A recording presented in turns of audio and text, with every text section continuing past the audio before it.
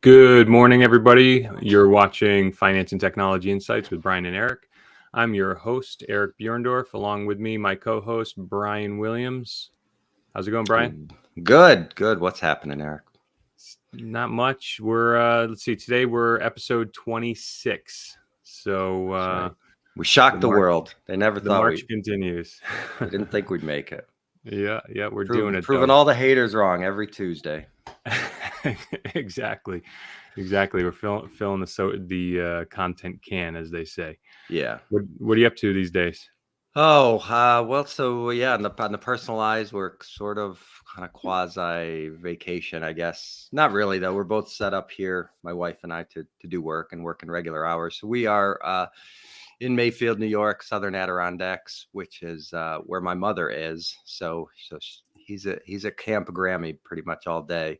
So she's about 5 miles away. So we drop him off in the morning, and then usually we'll visit for lunch, and then it's up to him whether he wants to stay at Grammy's for nap time or come back with us, or if he wants to sleep at Grammy's or sleep here. So he's got some flexibility, and we just kind of roll with it. But cool. Yesterday it rained all day, which was awesome because I love being up here in the rain. It was just a very quiet, steady rain all day, which they needed up here. And just to look out on the lake and just see it all day and kind of see the storm roll in is I really do like being up here in the rain. So that was nice. And we did some interesting stuff over the weekend. So I told Eric before we came on if I ramble a little bit here to cut me off. But let's have it.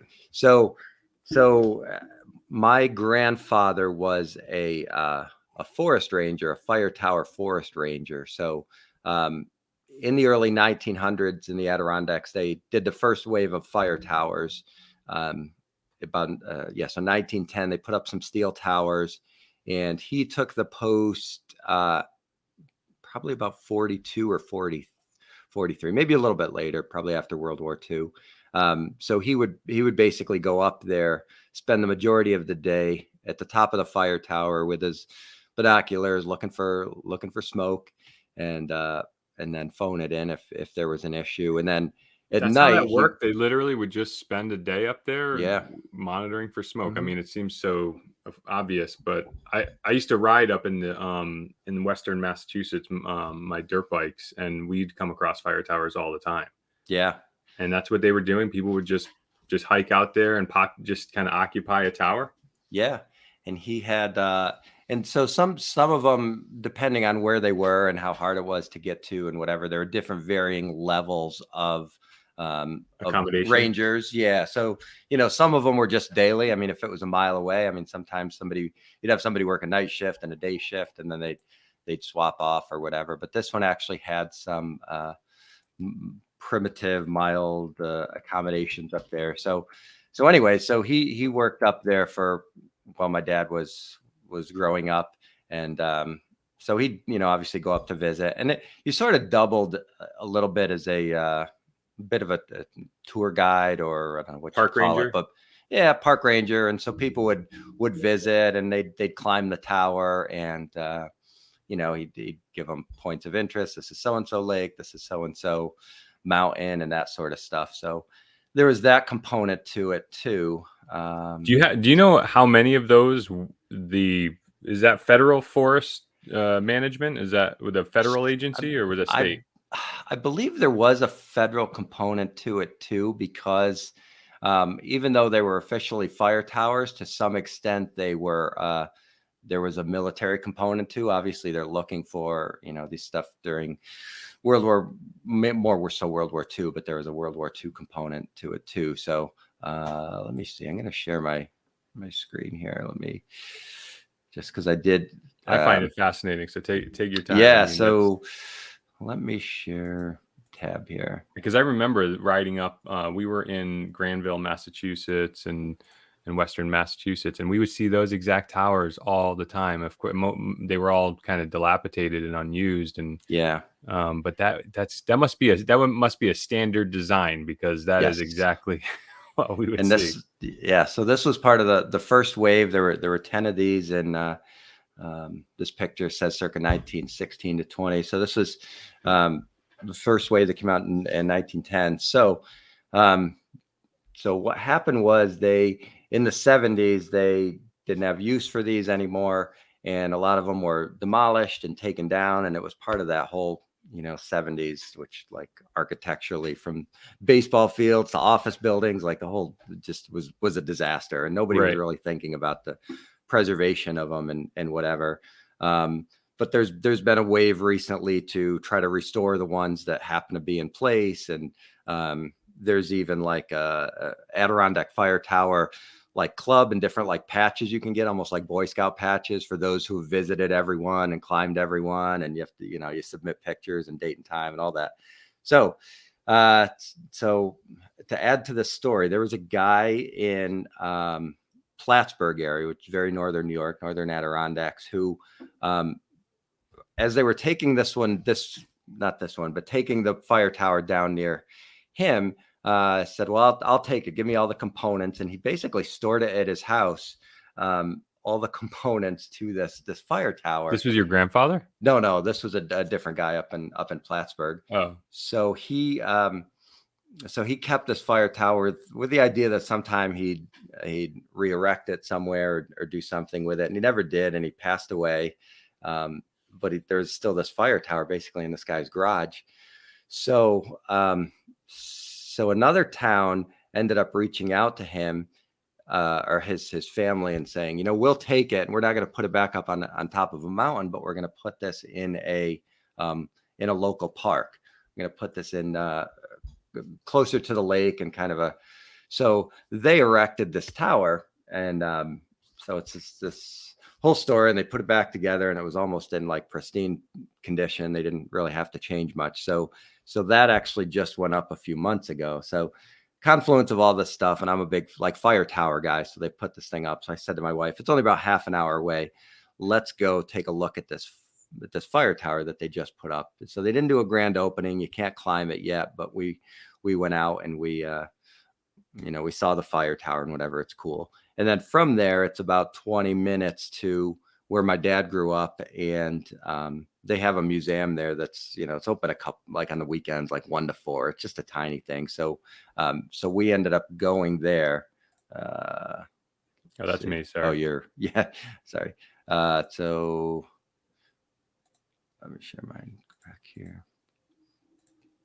So we ended up going to this museum. So this is a picture I took of that fire tower that my grandfather manned for a while. And one of the exhibits there was the phone that was so it says down here, T Lake Mountain. This was the phone that was in the fire tower where they would call if they saw an issue. And then put a picture. So that's a picture of my grandfather. That's in they had that picture there, and it's also that's your grandfather. Yeah, that's so cool. In a book about fire tower. Yeah. So he manned it from 1930 to 1940. And what's funny about this is, and this kind of sounds like something my family would do, but so one of the things he used to do is the visitors and the tourists would walk, up the ladder on the inside, and they'd zigzag back and forth and go up the tower. And so as soon as the tourists got into the booth, the hikers, what my grandfather would do is climb on the outside up the steel things, and then he would pop up on the outside of the fire tower and freak out guests and stuff. So that was kind of like his prank, that he would like pop up there. So that's funny. Yeah, so that sort of cracks me up. But thinking about, as we're hiking this stuff in the summer and doing stuff, the outfits and uniform that he had to wear. I mean, he's up here, and I was just going to say, I mean, there's probably limited oversight out there. The guy could have gone in shorts and a t-shirt, and it probably wouldn't have mattered. No, and I'm sure this was for some sort of official photo or something like that. But if you look down at his feet here, and it looks like he's got some kind of boots on there, and they look a little shiny. But they actually had, as part of the exhibit there, these were his actual shin guards that he had. So no kidding. So these are shin guards that he wore to, because sometimes you have to, there's a trail up there, obviously, but sometimes you have to go off trail to do certain things or for sure, whatever. But you got to make a beeline to a fire or something and try to rake it out. Yeah, you're cutting through rough terrain. Yeah. So this was his. So these were his actual shin guards that he wore that were on display at the museum. So I totally got to like nerd out about that stuff. That is cool. And this is pretty wacky. But so my grandfather, the same guy that worked in the tower, they had a general store. This was their general store, and it also, my grandmother was the postmaster or postmistress, and the post office was in the back of the store, which in most places you obviously wouldn't be allowed to do, but when you're in pretty sparse country and limited, Right. You type of you stuff. So consolidate where you can. yeah, so I mean, hey, it's good for business. You get your post office at the back of the Yeah. general store, and so my father and family lived upstairs, and then the post office and the general store were there. So I'd seen this picture before. This picture I hadn't seen before, so it's just from a different angle. But so I posted this in like a local group up there, Pasico, New York. This is pretty wild. And some guy posted. There's some really nice things said about like my father and stuff, but I'm trying to see where's uh hmm, it's, maybe it was another post. I posted in a couple different groups. Oh, yeah, so check this out.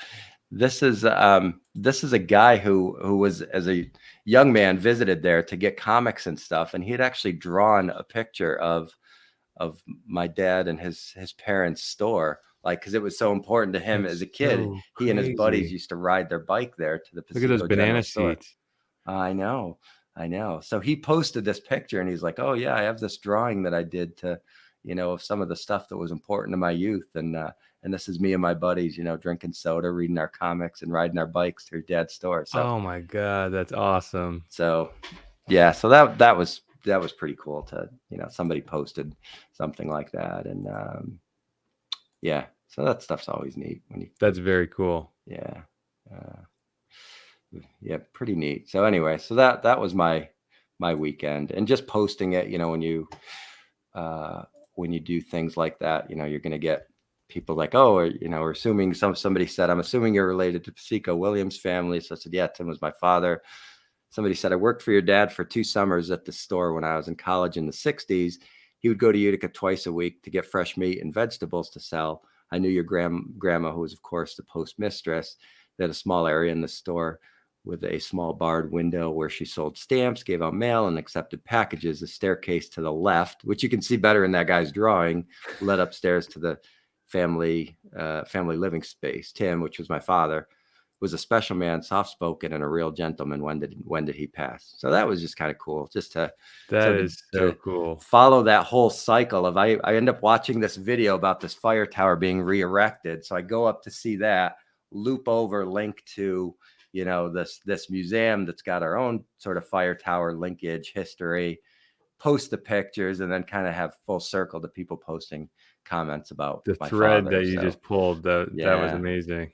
yeah. So that was pretty interesting, pretty wild to go through all that. But Not that I can even match how interesting your weekend was, but just as an aside, I pulled this up. One thing that I always found fascinating as a pilot, um, there are, there's a lot of different types of 20th century structures that the country erected, um, that are just sprinkled around us, that we just don't see anymore. They harken back to a different time. They mm, say that there's bunkers in the embutments to, like, Brooklyn Bridge, that were designed to store food stores and things in the event of mm, a catastrophe.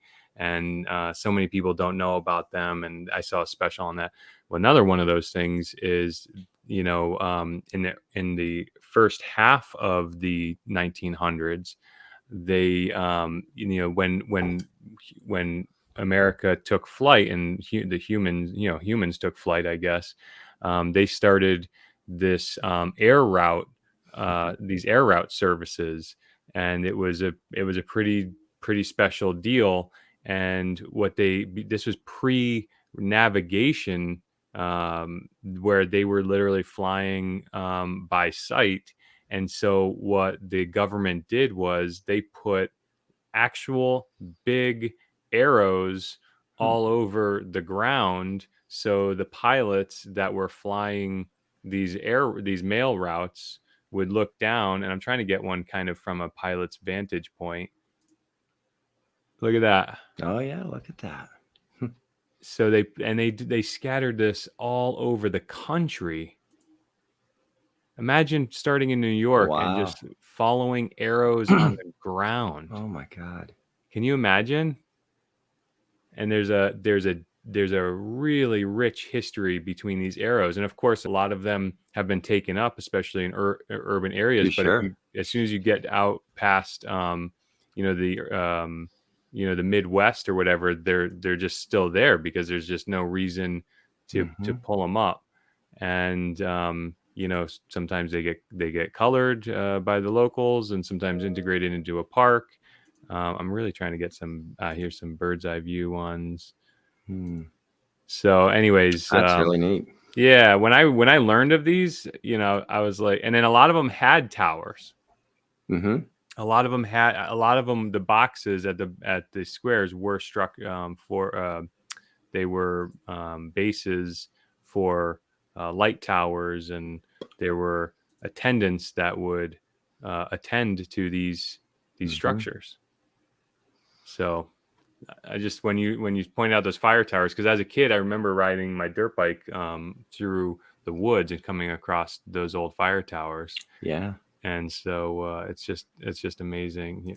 Here's another. I think here's Wow. another Look at all old those. route. So like all over here, these are known markers, and of course there's a lot of history of heroes and loss of life and things, because flying can be pretty treacherous. Back at the beginning, when there was really no weather reporting, there was no way to tell if you were flying into a mess or not, and then there's this kind of notion of in the aviation industry they call it get there-itis. You get this notion where you got to get it done, and a lot of pilots fly into their untimely demise. But anyways, I thought that was cool. That's fascinating. And how long was it before they did night flying? Was that right away, or? I can't. I'm not a historian by any stretch, but you can imagine when you can fly at night on a clear sky pretty well over like what they call the megatropolis from DC to Boston, right? If it's clear skies, you can like the light pollution lights up pretty easily. But if you are heading north, coming up the coast, and you look to your right on a night flight, which I've done a number of times, it is disorienting. That ocean is deep and black and dark. Yeah. And so if you can't discern between the horizon and the ground, you get spatial disorientation, and it's a problem. So early aviation, I'm sure, there was not a lot of night flying, and I'm pilots find themselves in a situation that they can't, sometimes you launch and everything's going well, and then terrain changes, the light of the moon changes. If the moon disappears behind a big cloud that you didn't anticipate, so night aviation probably wasn't, was done, but it wasn't a robust experience, I think, at the early days. Just wondering if they ended up adding lights to those arrows at any point, or if that was a feature. Well, I think if I show this again, these towers, I think, were beacons. Oh, I see. Yeah. So just for even a beacon in the daylight can help, or in the twilight, or in the early, just to maximize your day. Sure. If you're launching, and then of course, if you're, let's see, rises in the east, sets in the west. So if you're heading westbound, you can extend your ride as the sun is setting. So the beacons, every airport has a beacon. But that doesn't necessarily inform whether you can fly at night, because these might have been hundreds of miles apart. Yeah. Right. Yeah. And one point on it standing on its own isn't super helpful, I guess, unless you're curious if you're off course or not. And then it's some reassurance that you found the next one. Right. Yeah. So that's Did I? cool. A little American history. Yeah, that's fun stuff. But so I was pretty much into that over the weekend, and I picked up a couple books to get into it a little bit deeper, more so of the Adirondacks and kind of the history around that, because it really is sort of a fascinating feature, really, of our country. The idea of kind of the public and private partnership of establishing something that is not a national park, that people do live in. There is private ownership and people do live and work there, but yet there's that balance of trying to create the forever wild while still allowing people to live and work here. It's unique, and it is the only place in the country that has that structure. So I fascinating agree. to learn how all that came together. I love it. So this weekend, just to kind of cover my bases, what did we do? It's Did I pretty see a quiet. birthday party in the mix? Yeah, let's see. There was God, I always do this. We socialized with some friends on Friday night, which we hadn't done in a while. So our friends just had a baby, so we got to see the baby. Gotta see the baby. Yeah, it's so fun to hold a little baby. Saturday, God, I blank. We didn't do much. It was a pretty quiet weekend. We just me and my wife and my oldest saw Top Gun last night. Nice. And so we checked that box. Did you see it yet? I have not. I was going to ask you if you're one of these guys who gets into the flying part of it, and if there's irregularities or inconsistencies with real life, if that bothers you. So what's really, really interesting is Tom Cruise is famously a pilot. Yes. There's a ton of media out there where like the guy, he like a jet lands and he's the only occupant who steps out of it. And and there's this really funny, he flies a Honda jet, which is a really cool looking jet. I don't know if I can add this to the stream or not. This is the Honda jet that Tom Cruise flies, and I was hoping here's him. Him and James Corden have a really fun relationship. I don't know if you've ever seen any of their stuff to do, but for whatever reason, Tom Cruise has latched onto him, and they're friends. Funny. So they've done quite a bit of funny skits. But like Tom Cruise, like there's a video on YouTube or something where like Tom Cruise, like you see this jet land, he gets out of it like this. There's a Kawasaki Ninja like on the like right next to the jet that he pulls up to. So anyways, Tom Cruise is a pilot, and being a pilot, when you watch a aviation kind of focused movie, like the things that are the radio the radio talk is always inaccurate. Mm-hmm. The flight dynamics are always inaccurate or unrealistic. So watching Top Gun, which he hyped as his baby, very clearly Top Gun was something that he was protecting very closely. And so then as I'm watching this, I'm like, it's Tom Cruise, so like me and my wife call these kinds of movies like junk food. Mm-hmm. Like it's none of it's good for you, but like it's fun. You know what I mean? So so just trying to watch the movie, it's junk food. Is in short, the movie's junk food, and I'm a little surprised because he's an aviator, so like a lot of the flying, almost all of it is like unrealistic by a lot, by a whole lot. Like there's one of the trailers, you see like he's talking to the students and they're flying in a formation like this, and somehow he's below them, and then like to get the exercise started, like he goes into a vertical climb and like splits them in half and just blows them over and stuff, and it makes for really great TV.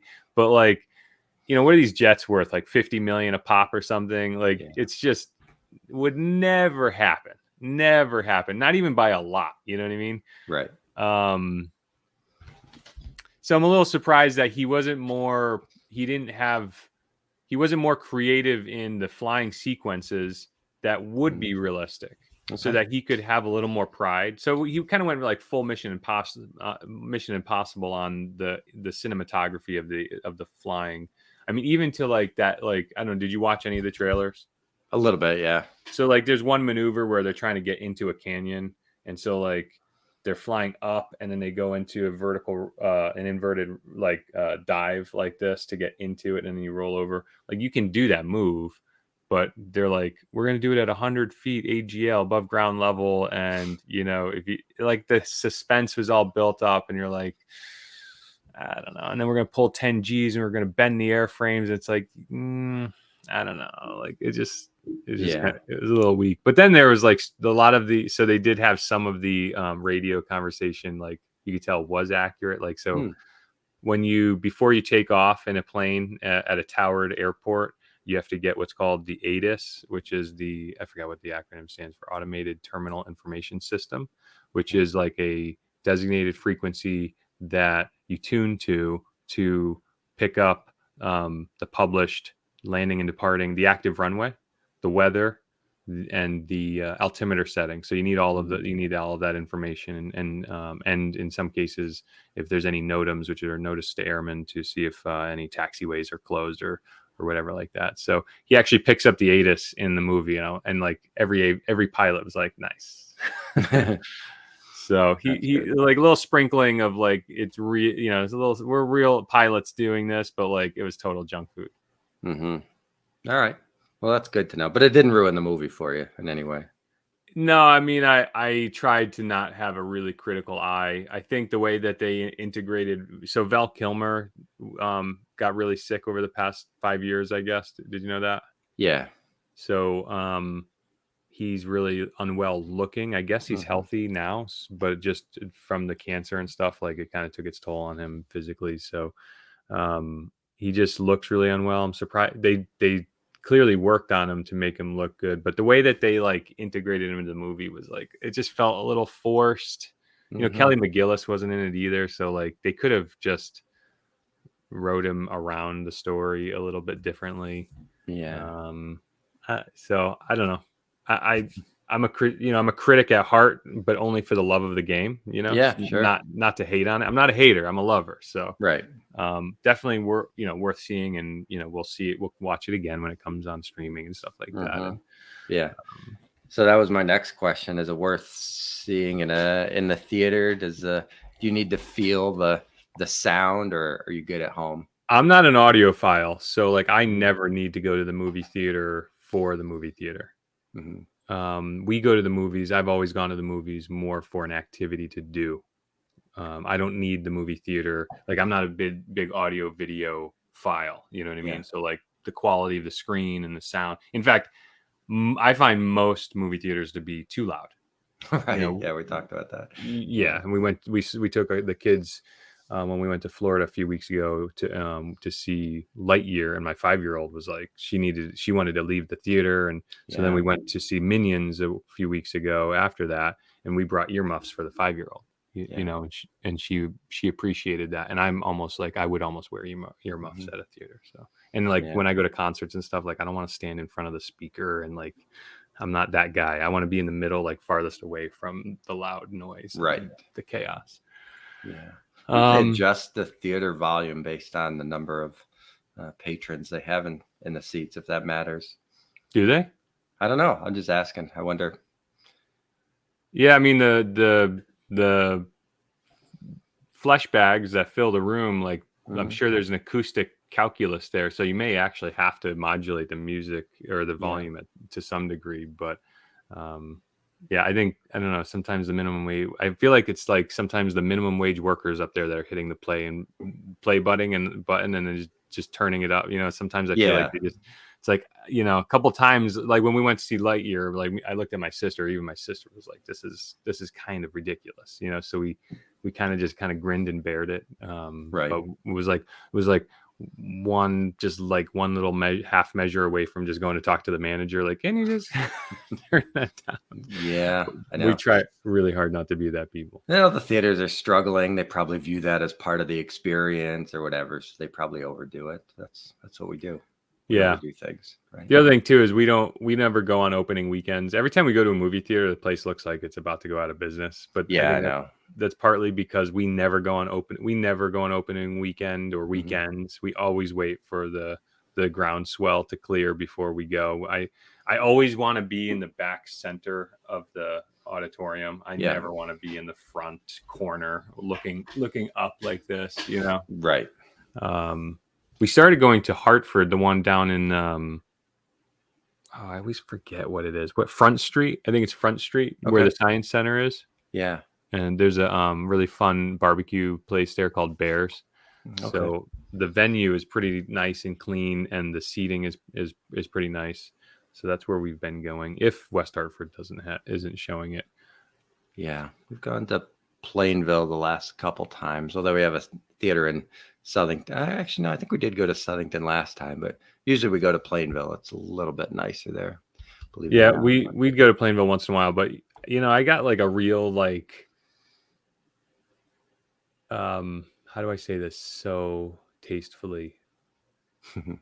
I think there was like a gun shooting or something last time, not at that theater, but like in the news. And then when we went to that theater, and I just got this real uncomfortable, it's in New Britain on the New Britain Plainville line.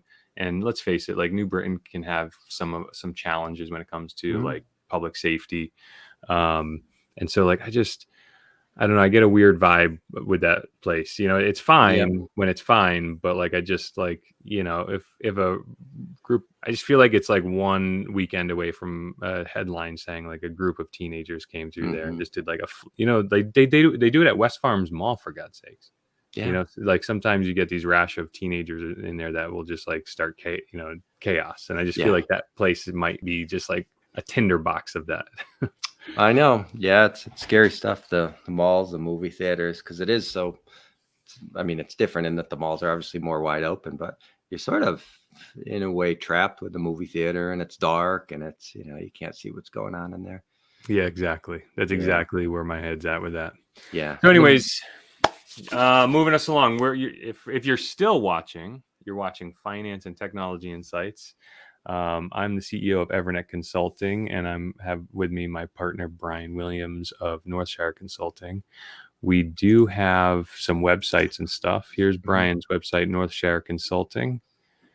And here's my website, EVERNET Consulting, which is a work in progress. We do have a YouTube channel, Finance and Technology, where everything is posted here. And we do have a Facebook page and group that we curate some news articles that we'll talk about in a minute. But before we get to that, if you haven't already subscribed or give this video a like, do so now. And I want to know what's going on with Northshire.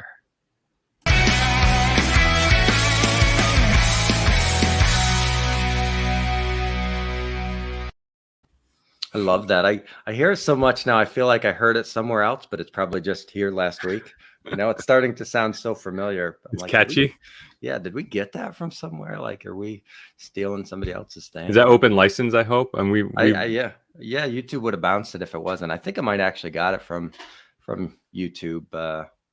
So if you are a YouTube person and you have your own channel, under the studio, they have some free audio that you can use there, which some people we obviously haven't found. We were using some other venue for some sound and video clips, and it was supposed to be open license, but we still got it flagged as a possible violation. So we had to keep pushing back and saying, no, it's free license. So so I had that issue with something I got from Canva that was I think that's what supposed to be open licensed, and I got an audio track from there and then tried to use it on YouTube, and they didn't like it. So that's what happened to us. Exactly. Actually.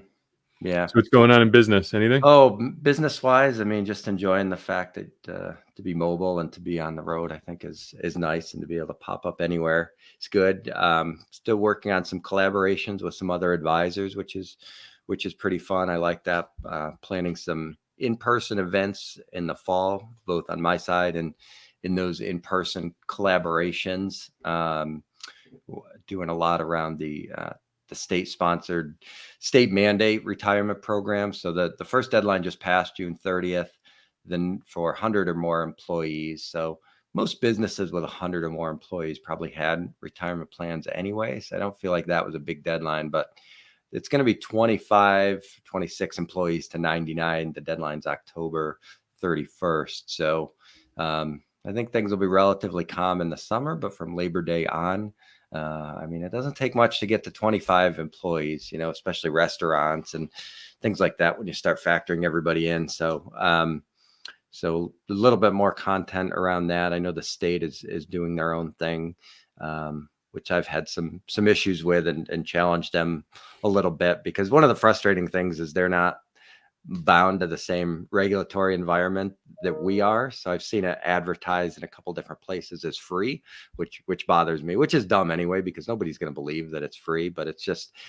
means the business isn't paying the bill. The employees are. That's all that means, which you can design a 401k to have the employer pay, have the employees pay, split it, turn the dial whatever way you want. But I would never market a program as free. I would never, anything like that. But they're allowed to do that because, they're allowed to do that. So anyways, but that's been an area of focus for me.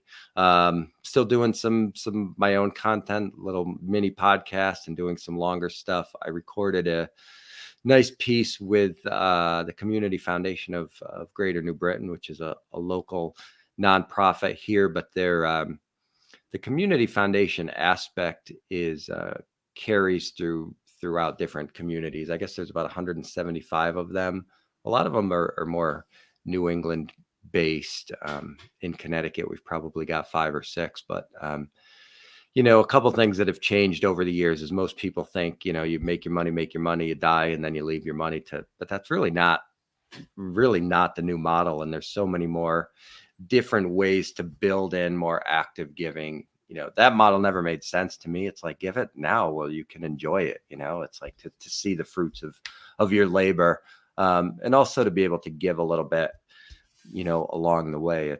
You can do so much more now with small, really directed gifts than, big gifts later on and all that kind of stuff. So they've buying libraries that you'll never get to see. Yeah, I know. Just to put your name on a plaque that is not probably permanent anyway, because they'll do it for a few years and somebody else will sponsor the renovation in 20 years and your plate goes off and there it goes on, so but one of the things they do, which is nice, is they have this catalyst fund where I think the first year is maybe $75 to join, and then after that it's $250 a year.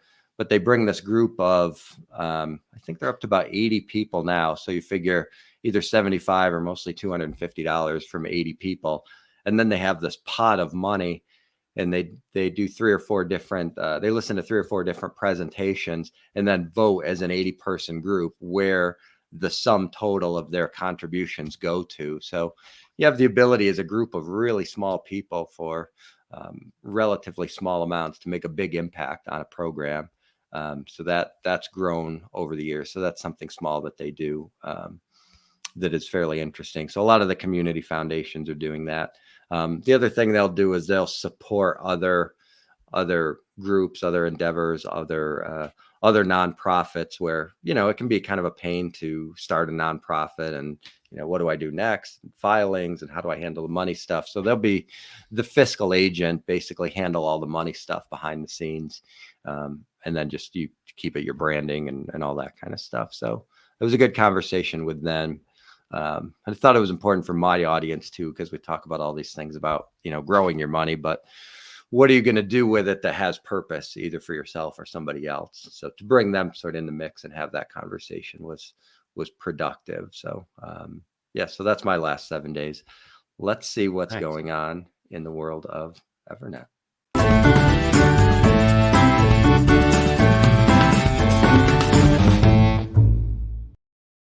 I love the binary code. So yeah, with me, we're we're continuing to build out our sales and marketing. I guess in a way, I want to drop the term sales and marketing. I want to kind of divide them. Right now, I'm calling it sales and marketing, but I feel like in some future soon, it may be a marketing team and a sales team, and they'll have to collaborate. But building out the sales and marketing team, came up with this idea to hire creative writers, bespoke creative writers. Did I talk about this last week? A little bit, yeah. You said you're putting it together. Yeah, so I have it's crazy what the job market does. Like I use Bamboo HR for my candidate searching and stuff. It's really cool with Bamboo HR. We can curate our job postings and things, and then do the whole kind of posting of the job. They post Indeed and ZipRecruiter, and even ZipRecruiter has its own network, so it gets good exposure. And then the applicants apply all in the Bamboo friendly format, and there's some application questions and submit your resumes and stuff. It's a really nice tool to then communicate with the applicants and score them and weight them and that sort of thing, and do all that. Years past, when I was looking for like a web resource, somebody like a web host, or not web host, a web developer, website manager, that sort of thing, I was getting, tons, several a day applicants. And we just reposted that, and that faucet's now dripping. So like, I don't know where all those people are. All the people who develop, and all the contractors and independent workers out there who do websites and web work. I don't know where they are, but they're not desperately looking for work, it seems. However, I did the same. I just created a listing for a creative writer. And those people, I guess, are very hungry, because I was getting multiple in a minute at some point. After several, I think we didn't hit 200 applicants, but somewhere in the mid 100 or so, 150 applicants. I said, I got to turn this off, because I don't want to present that we have, I just couldn't. I'm sure the right candidate was within that 150 submission.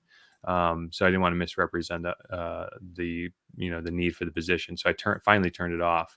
And I last week went through those applications, and it's really nice because if you create application questions, it's a really great way to quickly cull the pile. Because frankly, it's amazing what people, I think I posted this even on my personal social page. It was like a real head shaker, like what people, I think I was not specific, obviously, because I don't want to violate anybody's privacy, but I just posted, I think, on my personal page, which I think you saw and you liked or whatever and goofed on. But I just was like, it's amazing what people will submit for a job application. Like, why spend the time? I don't understand. Like, I don't get it. But like, people will actually answer rudely to these questions, like aggressively, and it's like, I mean, I get, maybe you've submitted 100 or 200 application, and maybe you're just like tired at this point and you just have to get it off your chest. But it's pretty amazing what some people will respond.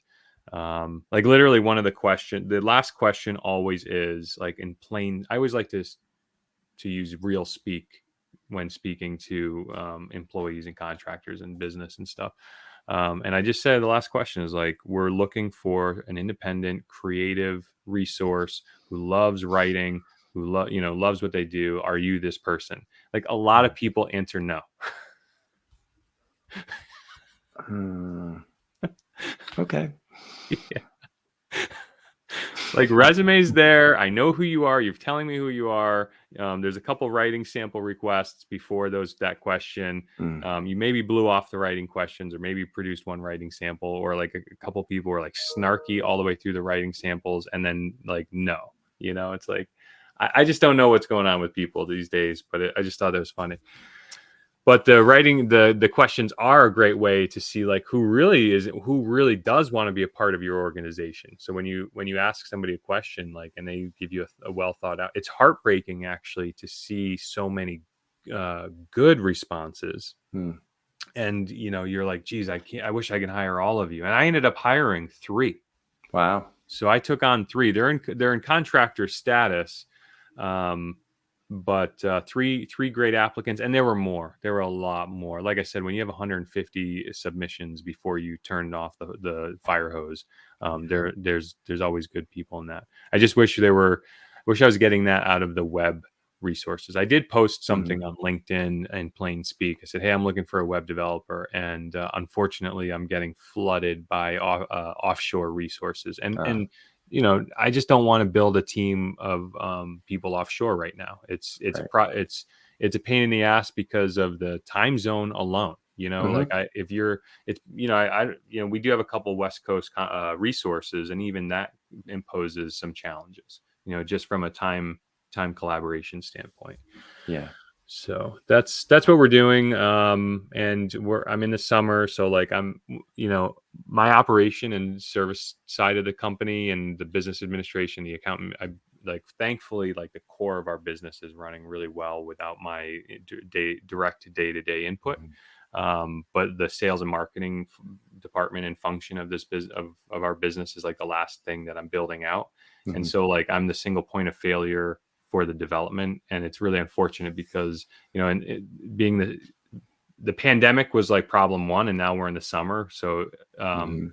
I still have a 5-year old and a 9-year old, and the 9-year old's in a lot of camps, so she's staying busy, but the 5-year old doesn't have as many options available to her. So Mhm. like I basically had a half week last week, to spend with my daughter, which I do because she's, my kids are the most important thing to me, and this time is something we can never get back. But I was talking to my friend this morning who called me, and he's like, "Hey, what are you doing?" And I was like, just getting going, whatever. And we got to talking about the kids, and it's like I don't want to rush summer away, but there's only 6 weeks left. Yeah. Yeah. I know you don't want to waste the days away in any scenario. And yeah, I mean, for us right now with our son, we're just trying to get the simplest. We're trying to get away from him a little bit because he's been, I mean, pandemic, he's 4 years old. He's been, within 5 feet of us is basically his whole life. So the idea of just letting him do an overnight at Grammys, letting him do a nap, there's like it's a big deal for him and us. And it's a solution that, gets my grandmother going, gets my mother going, gets her something to do. And, he likes it. And, but yeah, it is hard for people who've got kids around that 4 or 5-year-old range. Getting them back around people and getting them away from the parents is a big deal. Yeah. So we set ourselves a hard 60-minute deadline. We've got 12 and How a are we half at minutes. 47 Do, already? do you want to talk about anything in the news? Yeah, I wanted to get your thoughts on the password system. So I'd shared an article about Apple, Google, and Microsoft working on a new password system, which is All right, hold on I there. don't know. Hold on. Yeah, so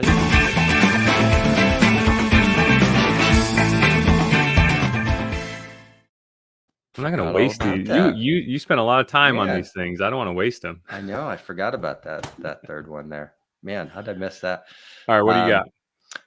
yeah, so Apple, Google, and Microsoft. This was an article from Popular Science or Pop Sci, as the kids call it.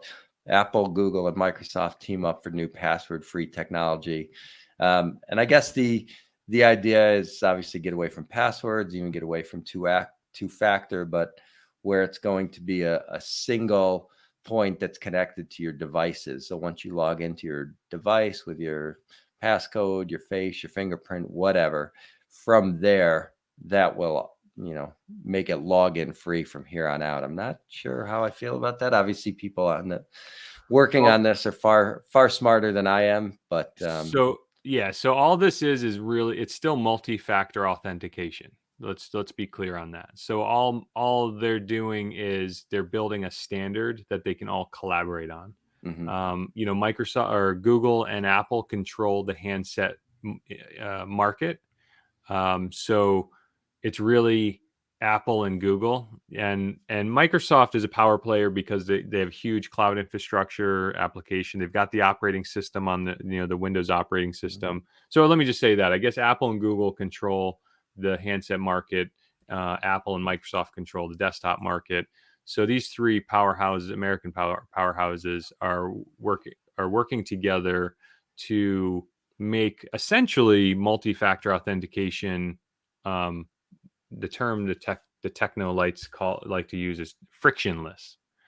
So if you establish yourself on a cell phone, for example, you can largely establish that your identity, it's your phone. If especially using various physical metrics on the phone, you can say, okay, if whomever's in control of the phone that is the assumed identity, right?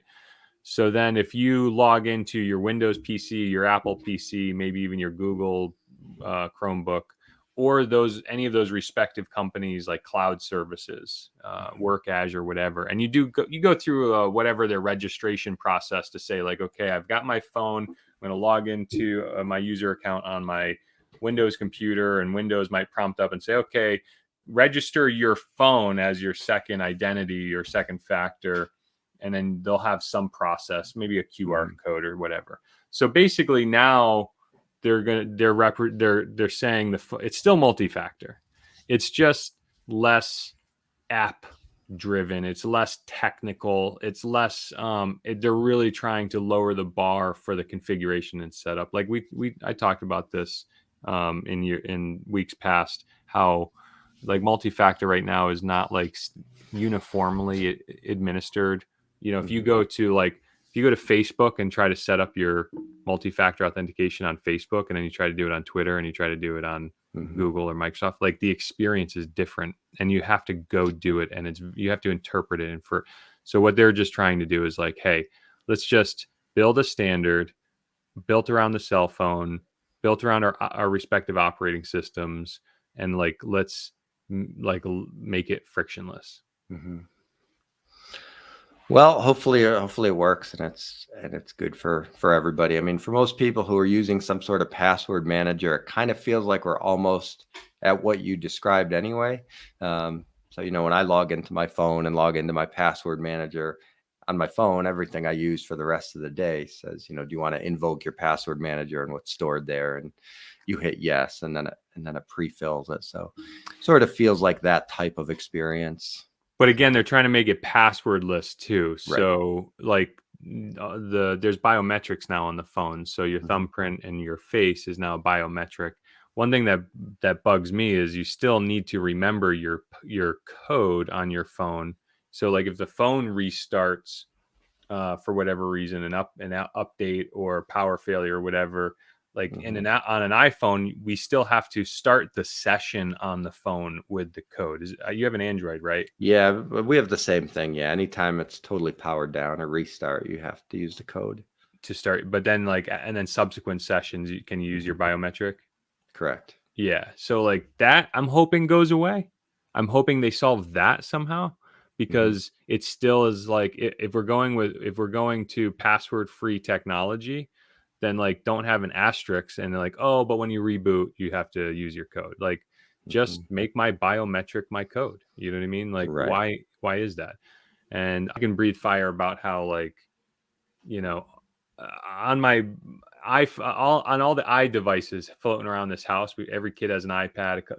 The 9-year-old has her own phone. She's got a watch now. I've got a phone, watch, and iPad. My wife, whatever. Like I have automatic updates turned on all of them, but do they all install the updates automatically? No. Somehow I still have to like install updates and enter the Apple ID password to download updates. So it's like, if this effort results in that going away, we're like, we can just authenticate to the devices with our biometric.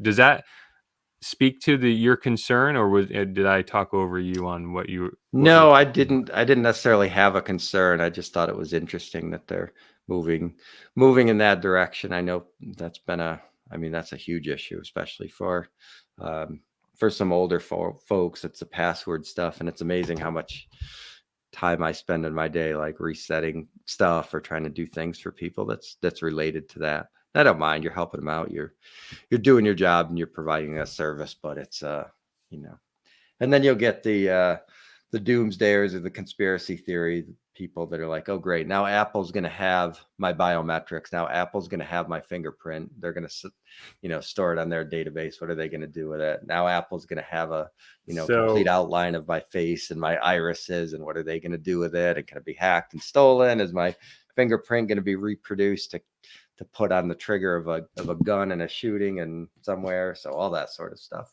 Yeah, I mean, being framed for crimes used to be a lot easier, Yeah. So is that going to happen? I mean, probably. I don't know. But, all I can say is the difference between having the government manage these technologies and public enterprise managing these technologies is they have a fiscal imperative to not piss off their market. Mm-hmm. So if the market feeds back and says, you better handle our stuff well, otherwise we're going to bounce. Like I just read an article yesterday that said Amazon has the Ring system, the Ring camera system, and they actually built a dashboard back end where local law enforcement can plug into that. And if they detect a crime in the area, they can actually look at the Amazon provided dashboard and say, there's some cameras in the area that you can request footage from. And the camera owner, the homeowner, can receive that request and then approve or deny the authorization to the camera. Well, yesterday we just read that Amazon will bypass that process if the law enforcement agency says it's a matter of life or death. And so they submitted that last year. They gave, like, in 15 instances or 22 instances this year, they gave law enforcement access to video, but they built a process to do it. And it's a lot of meat on this bone to chew on this. We're running out of time, but with technology comes the common talk track is like, it's going to come with great capital and convenience, and there's going to be some bad stuff that's going to come with it too. So sure. we didn't keep back the automobile because 36,000 people die every year, because the automobile brings significant value to the economy and the world. So it's just kind of like that, And it'll be a lot safer when they put the speed limit controls in, right? But you're I wish we could go week. longer. We need to go. We need to widen this, because I would love to talk about that. Yeah. All right. Well, it's a teaser for next week. Maybe we can get into that. Like, either one of us will remember that for next week, but we can pretend that we will. So I'm Brian Williams from Northshire Consulting, which is a Connecticut-based investment advisory firm working with small businesses and families. So you can find us at northshireconsulting.com and schedule an appointment and look at different stuff there. And then our online persona, if you will, is 401k and Beyond, and that's the name of our YouTube channel, and on most social media platforms, including our Facebook group. And Eric can take us out. I'm Eric Buhrendorf, CEO of EVERNET Consulting. We are an IT services and consulting management company, servicing professional businesses all over the country. If your technology provider is not doing it for you, give me a call. You can schedule a discovery call right on my website, evernetco.com, and we can talk about what you need. That's pretty much it. We'll see you next week. Another one's in the can. Have a good week.